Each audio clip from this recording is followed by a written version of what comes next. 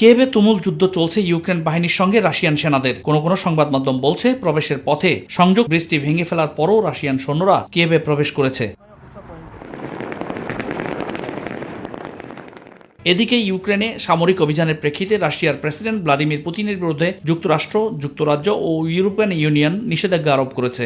In alignment with the decision by our European allies, the United States will join them in sanctioning President Putin and Foreign Minister Lavrov and members of the Russian National Security. জাতিসংঘের নিরাপত্তা পরিষদে ইউক্রেনে রুশ হামলার বিষয়ে তোলা একটি খসড়া নিন্দা প্রস্তাবে ভেটো দিয়েছে রাশিয়া। প্রস্তাবে ভোট দেওয়া থেকে বিরত থেকেছে চীন, ভারত ও সংযুক্ত আরব আমিরাত। তবে নিরাপত্তা পরিষদের বাকি 11 সদস্য নিন্দা প্রস্তাবের পক্ষে মত দিয়েছে। 11 votes in favor. খসড়া প্রস্তাবটি এবার জাতিসংঘের সাধারণ পরিষদে তোলা হতে পারে। 3 abstentions. অপরদিকে গতরাতে রাশিয়ার প্রেসিডেন্ট ভ্লাদিমির পুতিন ইউক্রেনের সামরিক বাহিনীকে ক্ষমতা নেওয়ার আহ্বান জানিয়েছে।